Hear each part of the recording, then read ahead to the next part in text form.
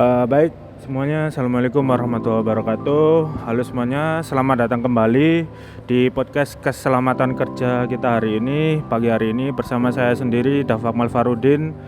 Di sebelah saya atau di depan saya ini ada rekan saya yang paling paham soal seluk-beluk K3.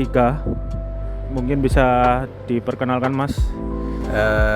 Halo, saya Muhammad Abdul Hanya Kusuma, dan hari ini kita bakal obrolin topik yang agak berbeda dari biasanya dan pastinya seru. Oke, bener banget nih. Nah, kalau biasanya di K3 ini kita bahas di pabrik semen atau tekstil. Biasanya hari ini kita bakal bedah habis-habisan sistem keselamatan kerja di industri tingkat yang resikonya ini tinggi banget ya teman-teman, yaitu di pabrik manufaktur perlengkapan militer dan alutsista personal yang bernama Progul Defense Gear. Oke, mantap. Industri militer itu unik ya, Dav. Materialnya diolah keras-keras kayak seperti plat baja dan seperti kendaraan taktis, serat Kevlar, anti peluru dan lain sebagainya. Jadi kebayangkan gimana hazard atau proteksi yang harus diketahui, atau ya kebayang gimana hazard atau potensi bahaya kalau manajemen K3 ini nggak dilaksanakan gitu. Itu nggak bener ya, Nggak bener ya. Oke Mas Abdu, sebelum kita masuk ke zona pabriknya nih, kita kan harus punya landasan teoritis dulu, entah itu hukum yang kuat. Nah, kemarin kan kita udah nyusun laporan. Apa sih yang jadi pilar utama analisis kita kali ini? Oke. Jadi begini. Nah, dasar analisis kita itu pakai metode HIRARC atau singkatan dari Hazard Identification, Risk Assessment, and Risk Control.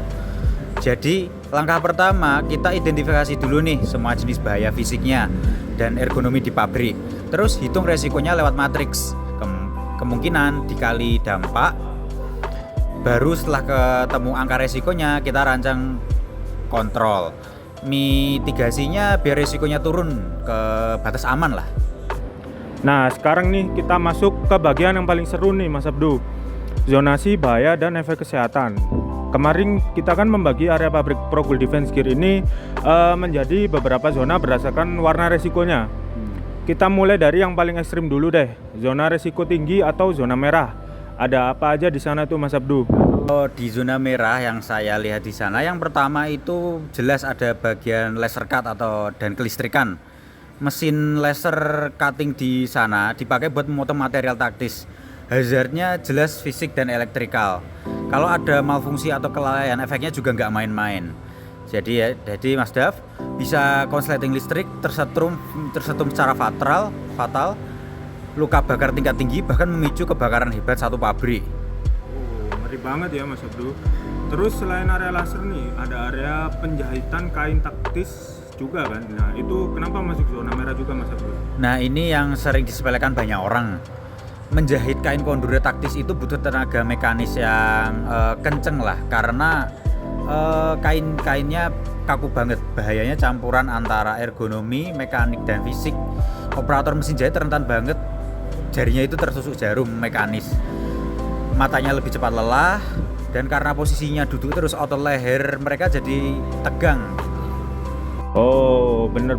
Nah, ditambah lagi kan ada satu lagi zona merah, yaitu loading area dan rack ekstrim. Ini tempat pemindahan bahan baku berat, karena aktivitas angkat manualnya ini intens banget. Efek fatalnya adalah pekerja bisa terkena hernia nucleus pulposus atau HNP alias saraf kejepit. Selain itu bisa cedera tulang belakang akut atau ketiban material baja. Itu Mas Abdu. Betul banget, Mas Dav. Nah, geser dikit ke zona resiko sedang atau zona kuning.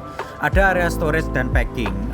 Di sini pekerja tugasnya menyortir produk, entah itu ngepak alutsista, gerakannya repetitif atau berulang-ulang, sering membungkuk dan berdiri dalam durasi yang sangat lama atau prolonged standing. Dampak kesehatannya jangka panjang, kayak low back pain atau nyeri pinggang kronis, carpal tunnel syndrome di pergelangan tangan, sampai varises yang paling sering terlihat. Berarti efeknya numpuk ya. Kalau sudah bertahun-tahun baru kerasa kronisnya. Oh ya, terakhir ada zona hijau alias risiko rendah, yaitu di ruang administrasi nih.